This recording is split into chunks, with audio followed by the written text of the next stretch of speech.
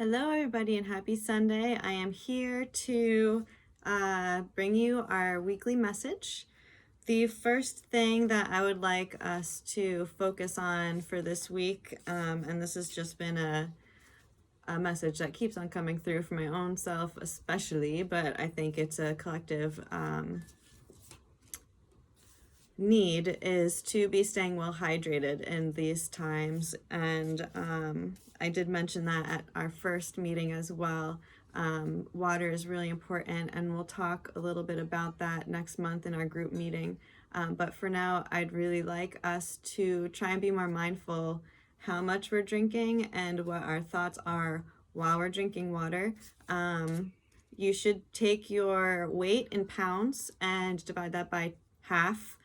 Whatever it, or divided by 2, so it's half of your weight. Whatever that ends up being is the goal for how many ounces of water you should be drinking. So if you are 150 pounds, you want to divide that by 2, that would be 75.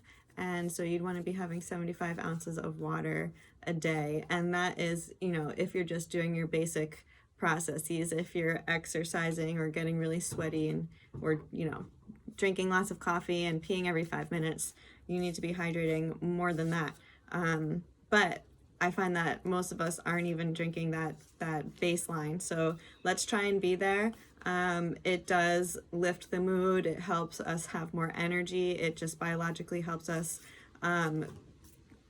do certain processes. Water is a needed chemical for the majority of the chemistry that happens in our bodies.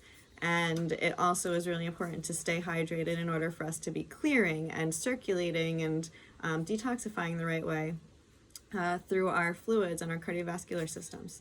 So that being said, here we go for this first transmission.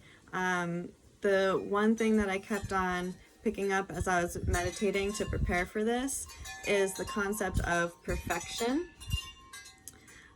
Perfection is something that I think we all strive for in certain ways, but I wonder if you all have the same kind of very criticizing and over-analytical way of approaching the idea of perfectionism.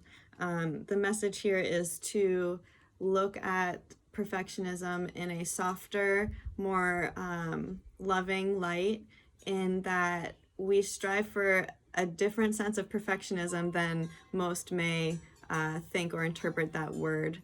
Perfectionism is a state of balance and a state of love and high vibration, and being able to maintain that despite anything else that's going on around you, whether it looks, horrible and unnerving, like a global pandemic or something, or if it looks like, something that works out beautifully and that is just joyful from the most simplest appearances. All right. That being said, let's see what's going on here. So I always call on the highest guidance and protection, that anything that comes through is straight from the divine, or his light forces out there, whether they be archangels or who knows. Here we go.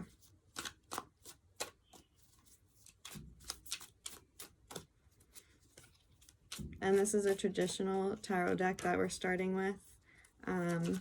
I am not going to necessarily have always the traditional interpretations, but I take from it whatever is guided. So every single card that we're getting so far, and I'm going to be pulling 5, 4 have come up, are in reverse, and that's for the 5th as well. When I see reverse cards here, it can mean the opposite of what the upright card is, or it can mean that it's a more internal process versus an external process. So, got a lot of walkers out here today on this beautiful day. The first card that we have here is the 9 of Swords in reverse. I'll show you what that looks like. The next card is Ace of Pentacles in reverse.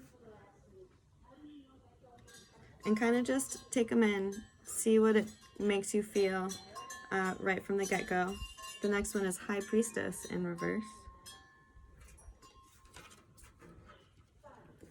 10 of Wands in reverse. And 9 of Wands again in reverse. So what I'm seeing here, and sorry, I had coffee, so I'm a little shaky. What I'm seeing here is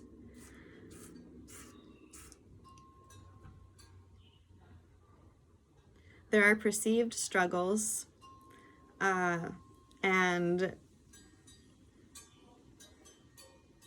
they can cause some unrest, anguish, disturbance of your vital force, of your ability to feel your soul is in peace, in a state of peace and wellness.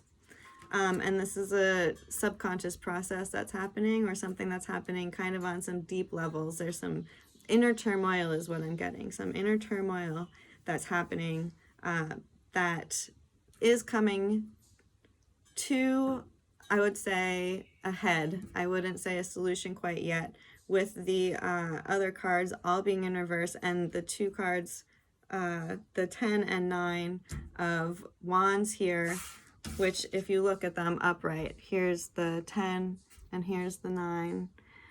He's working hard. He's collecting all of his wands up, and it's kind of a burden. If you look, he's kind of arching his back and working really hard to collect all of these in his arms and hold on.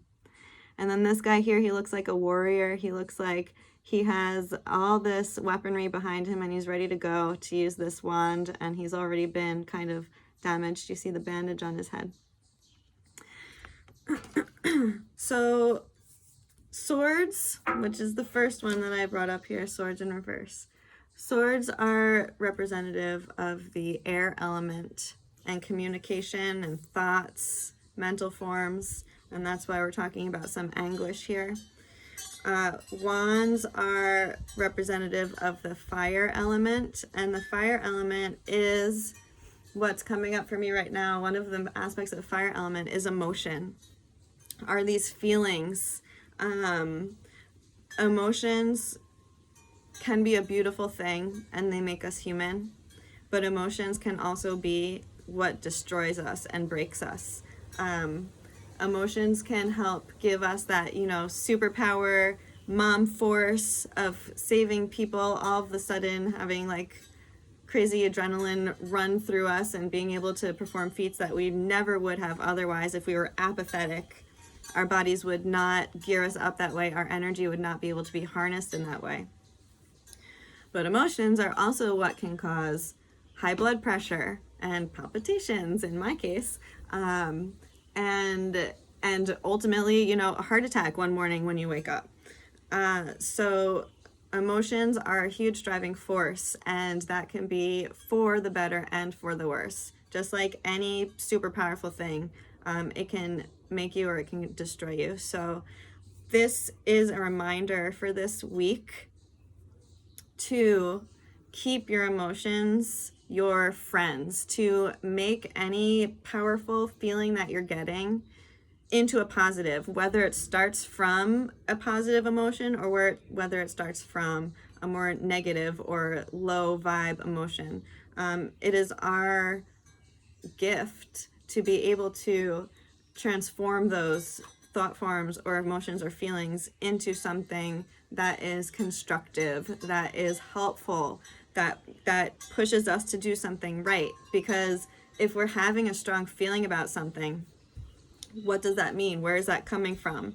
It's either because of a disharmony that's happening around us, or a disharmony that's from our own perception or our own energies that are affecting us strongly and being triggered in some way. So, we have to think about, is this coming from an outside force or an inside force if we really want to evaluate?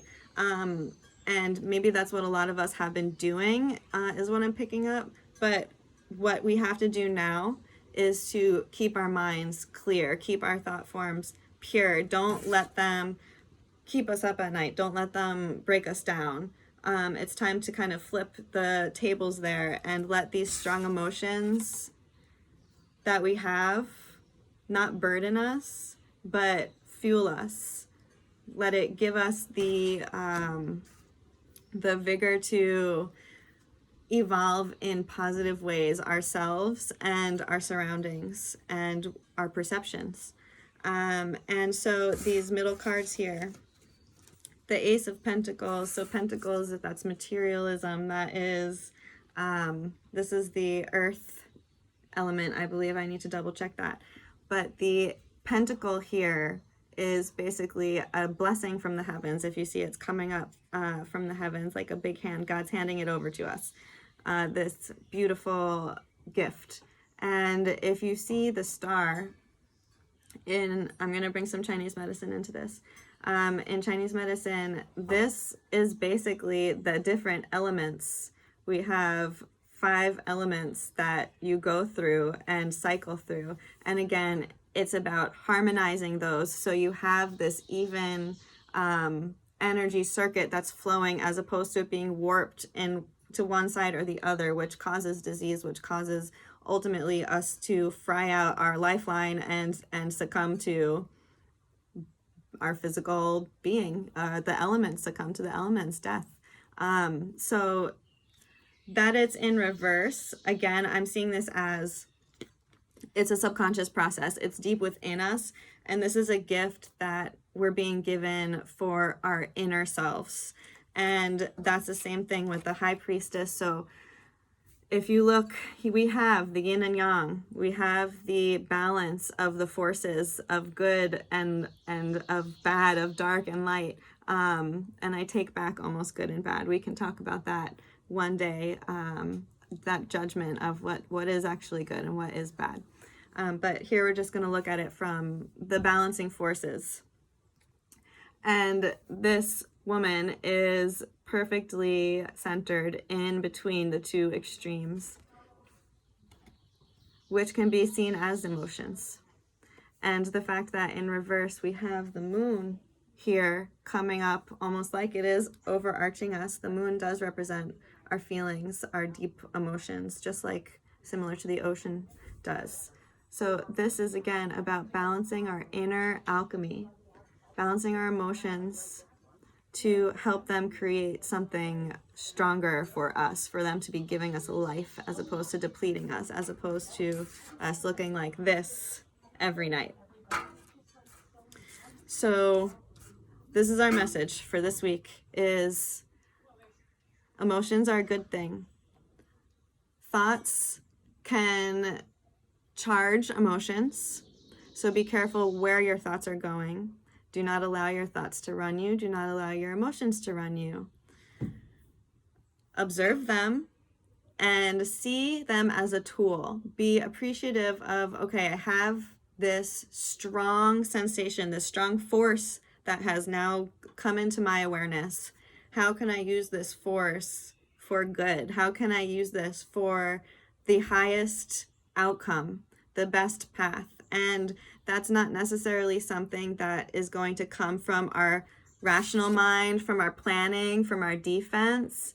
It's about going within and about seeing a deeper truth and call upon that hand, that richness, the divine intervention and wisdom that you can have in these moments of feeling like, you're bearing it all. You're holding on to all this stuff. It's all you. You need to defend yourself. You need to figure out how to heal yourself. And it's you against the world. There's nothing like that that's actually going on. So let's flip it. Anytime we have sad, burdening, hopeless, anger, any unsettling feelings, let's appreciate that we have the energy in us to have such a strong sensation, and then shift that sensation.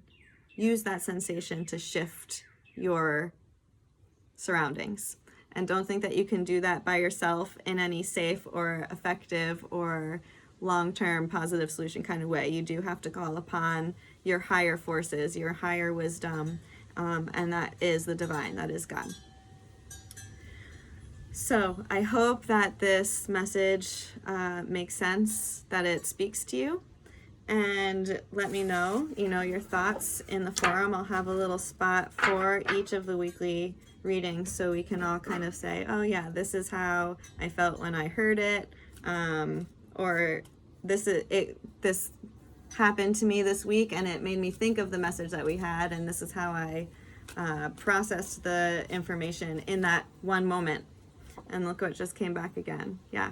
So this is a big message here.